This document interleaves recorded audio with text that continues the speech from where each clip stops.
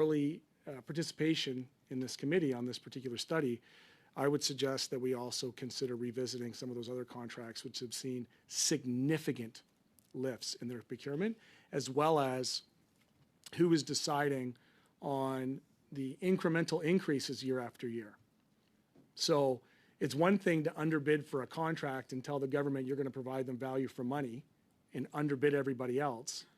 But then when the re-signing of those contracts come back and we're seeing sometimes a 160% increase on the contract, I don't think that's an ethical procurement practice either.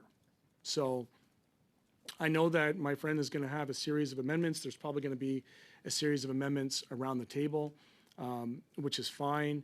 My hope, though, is that the outcomes from this change the practices, policies, and procedures in a way that is so clear for the Canadian public that future governments will have a very difficult time to do the same, to get caught in a situation where they may or may not have close personal ties to senior leadership in some of these consultant contracting companies. I'll say this in my close, Mr. Chair, and it's good to see you at the chair, by the way, Kelly, that there's enough conspiracy theories out there about deep state and all this other stuff around shadow government, and these types of things don't help. It's not helpful when the government takes this tact and does this kind of close relational procurement with their insiders and their friends. So with that being said, I'll certainly support this. My hope is that in future amendments to come from my friend and others around the table, we contemplate some of the other points that I brought up. Thank you.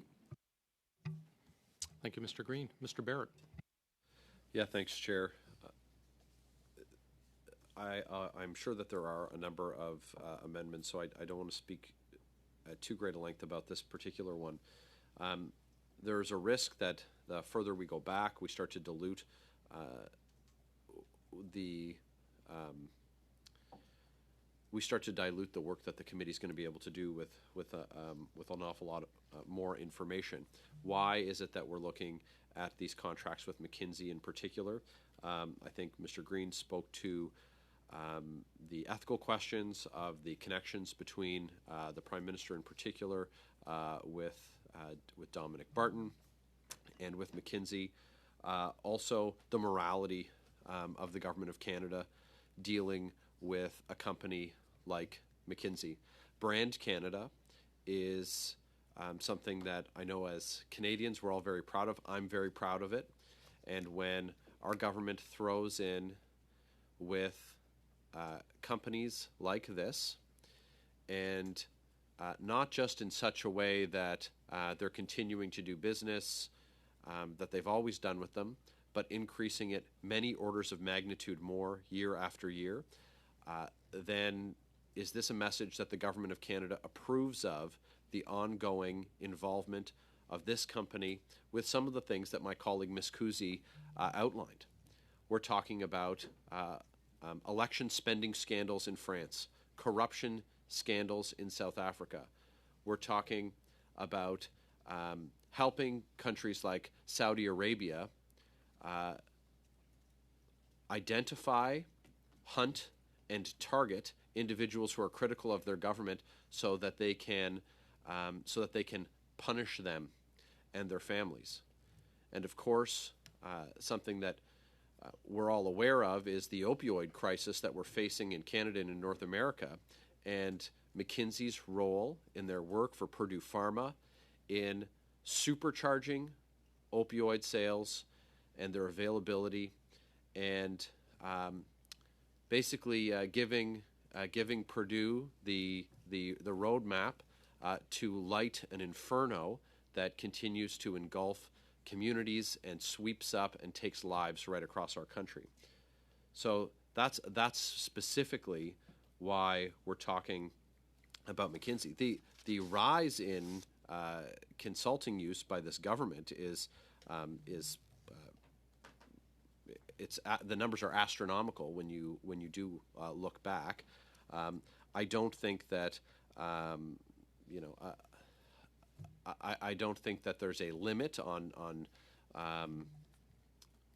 the comparisons that could be done, but I do think it's important that we that we consider why McKinsey in particular. Why is this set of outsourcing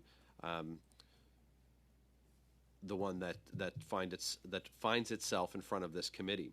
And that initial reporting, or some of the initial reporting, going back to early January with the CBC, where we had public service whistleblowers, not talking about any of the other service providers. We're not talking about things that took place 10 years ago or under previous governments, saying things like, and I want to quote from that CBC article, quote, "We had a few presentations on very generic, completely vapid stuff. They arrived with nice colors, nice presentations, and they said they would revolutionize everything," one of the sources said. "In the end, we don't have any idea what they did," the source added, referring to, quote, "nice marketing that, quote, isn't science."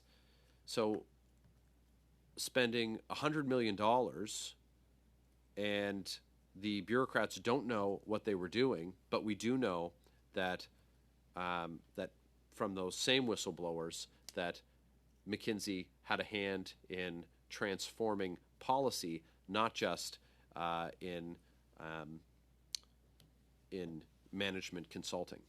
So I think that it's important that we keep our eye on the prize. We try and remain focused in what we're doing here, and hope that we're able to maintain that focus as we move through the amendments that are being proposed.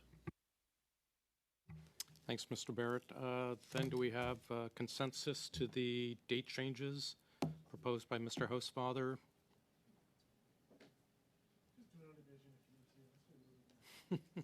We're fine.